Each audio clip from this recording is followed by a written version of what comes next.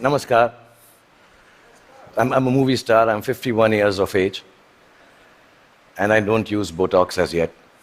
So I'm clean, but I do behave like you saw, like a 21-year-old in my movies. Yeah, I do that. I sell dreams, and I peddle love to millions of people back home in India who assume that I'm the best lover in the world.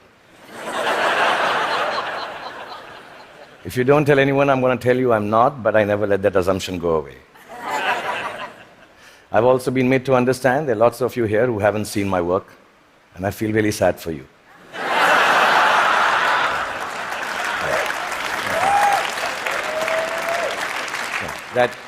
That doesn't take away from the fact that I'm completely self-obsessed, as a movie star should be. And that's when my friends Chris and Juliet called me here to speak about the future you. Naturally, it follows I'm going to speak about the present me.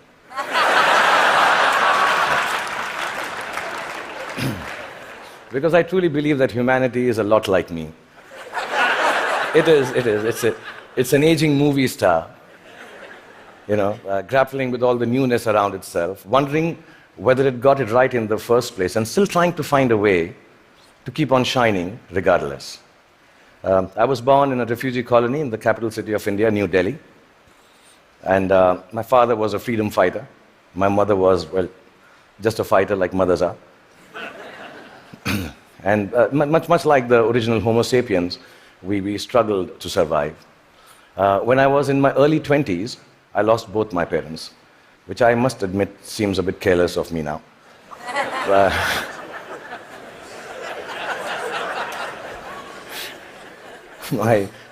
I do remember the night my father died, and I remember the driver of a neighbor who was driving us to the hospital. He mumbled something about dead people don't tip so well and walk away into the dark. And I was only 14 then, and I put my father's dead body in the back seat of the car. And my mother besides me, I started driving back from the hospital to the house.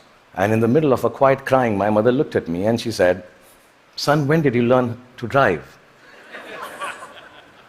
And I thought about it and realized, and I said to my mom, "Just now, Mom." So from that night onwards, much akin to humanity in its adolescence, I learned the crude tools of survival. And the framework of life was very, very simple then, to be honest. I thought, you just ate what you got and did whatever you were told to do. I thought celiac was a vegetable, and vegan, of course, was Mr. Spock's lost comrade in Star Trek. You married the first girl that you dated, and you were a techie if you could fix the carburetor in your car. I really thought that gay was a sophisticated English word for happy. And lesbian, of course, was the capital of Portugal, as you all know. That was it. So we relied on systems created through the toil and sacrifice of generations before to protect us. And we felt that governments actually worked for our betterment. Science was simple and logical. Apple was still then just a fruit, owned by Eve first and then Newton, not by Steve Jobs. Till then, it was... And Eureka is what you screamed when you wanted to run naked on the streets. You went wherever life took you for work, and people were mostly welcoming of you. Migration was a term then still reserved for Siberian cranes, not human beings. Most importantly, you were who you were, and you said what you thought. Then in my late 20s, I shifted to the sprawling metropolis of Mumbai, and my framework, like the newly industrialized aspirational humanity, began to alter. In the urban rush for a new, more embellished survival, things started to look a little different. I met people who had descended from all over the world. Faces, races, genders, moneylenders. Definitions became more and more fluid. Work began to define you at that time in an overwhelmingly equalizing manner. And all the systems started to feel less reliable to me, almost too thick to hold on to the diversity of mankind and the human need to progress and grow. Ideas were flowing with more freedom and speed, and I experienced the miracle of human innovation and cooperation.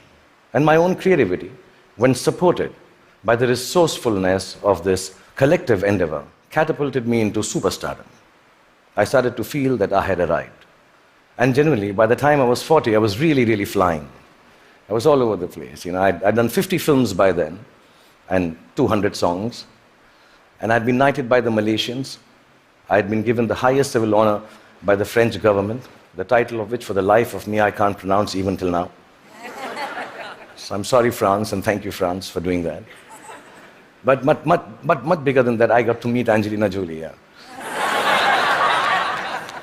For 2.5 seconds. And I'm sure she also remembers that encounter somewhere. Okay, maybe not. And I sat next to Hannah Montana on a round dinner table with her back towards me most of the time.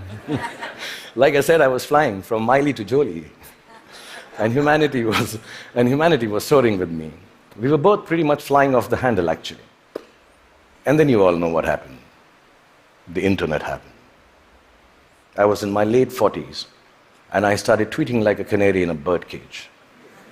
And assuming that, people who will peer into my world will admire it for the miracle I believed it to be. But something else awaited me and humanity.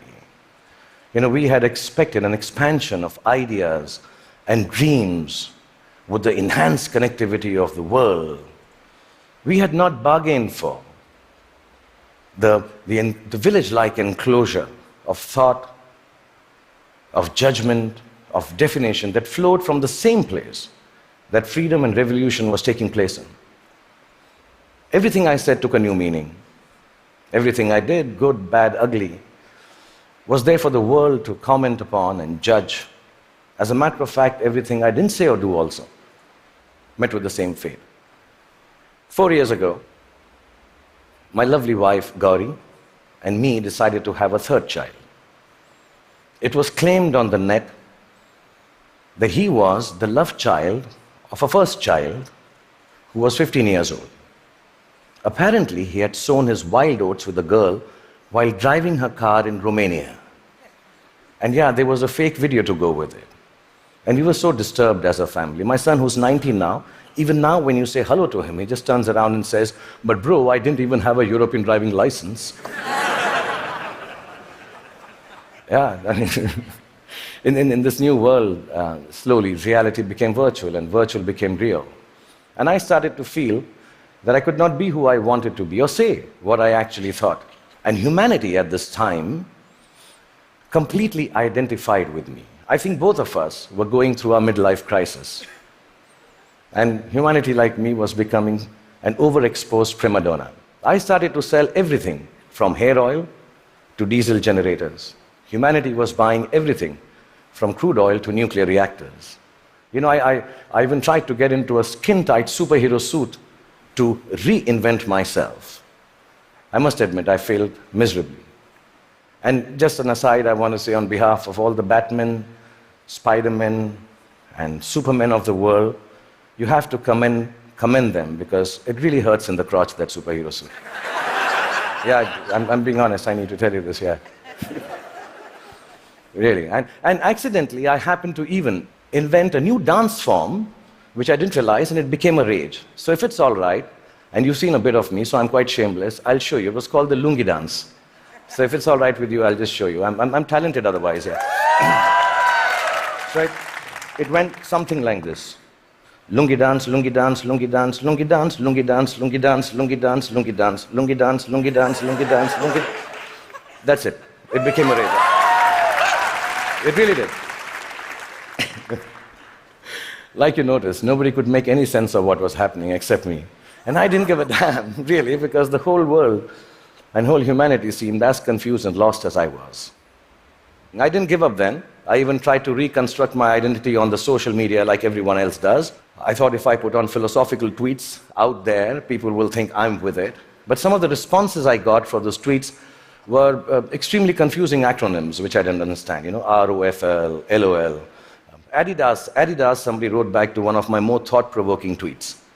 And I was wondering, why would you name a sneaker? I mean, why would you write back a name of a sneaker to me? And I asked my 16-year-old daughter, and she enlightened me. Adidas now means, all day I dream about sex. This is really, I don't know if you know that. And so I wrote back, WTF in bold to Mr. Adidas, thanking secretly that some acronyms and things won't change at all. WTF. But here we are.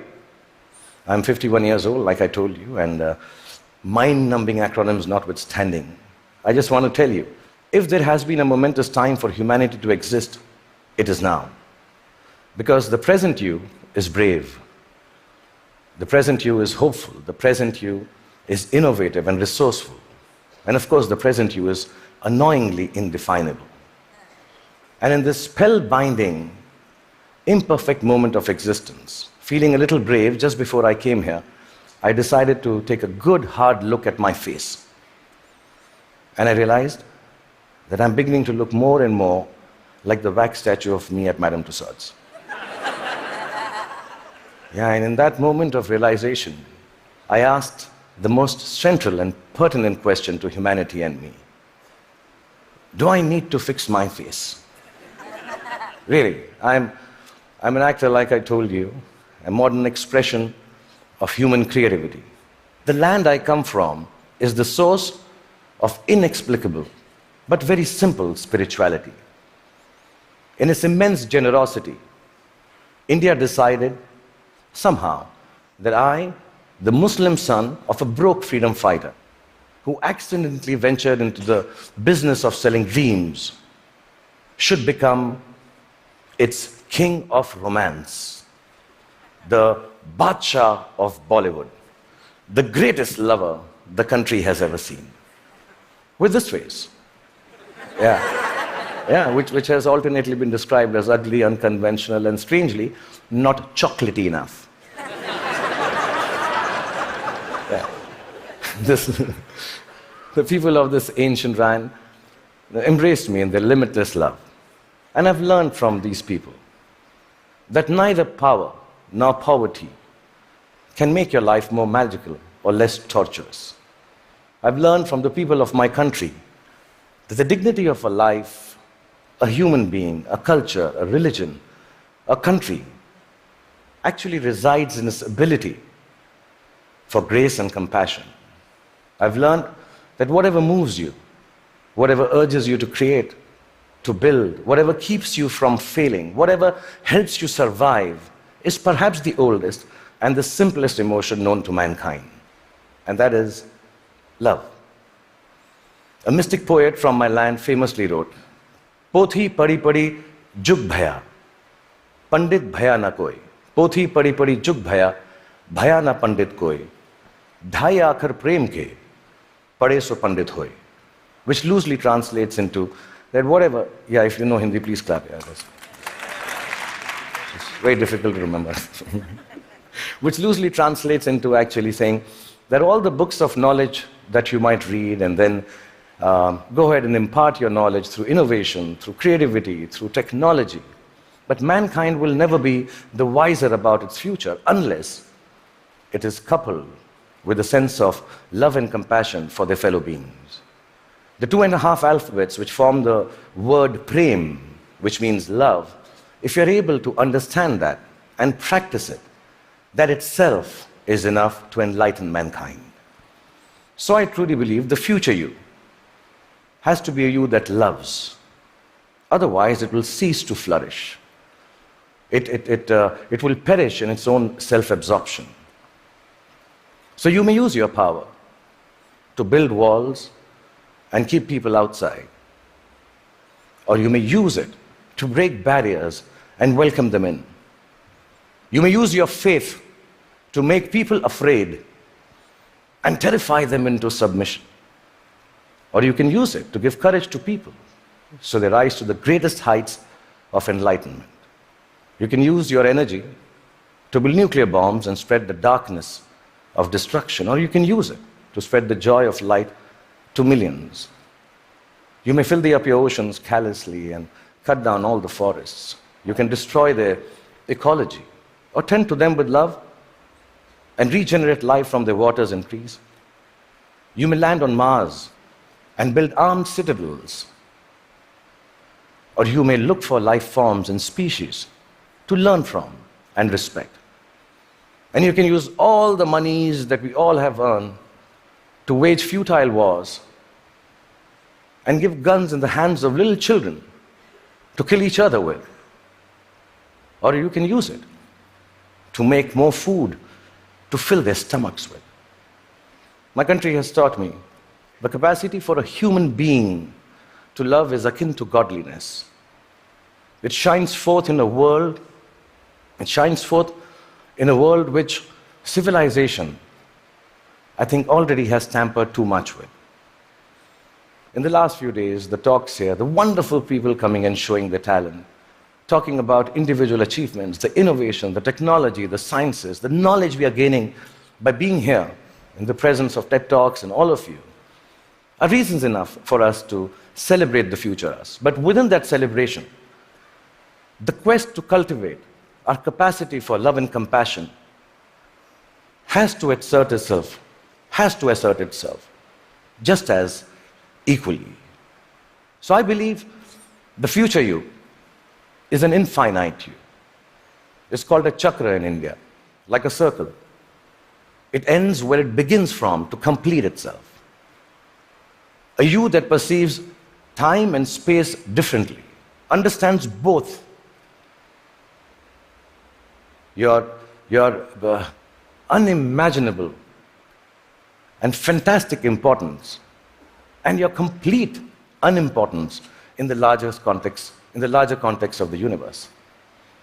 A you that returns back to the original innocence of humanity, which loves from the purity of heart, which sees from the eyes of truth, which dreams with the untampered, which dreams from the clarity of an untampered mind. The future you has to be like an aging movie star who has been made to believe that there is a possibility of a world which is completely, wholly, self-obsessively in love with itself. A world, really, it has to be a you to create a world which is its own best lover. That, I believe, ladies and gentlemen, should be the future you. Thank you very much.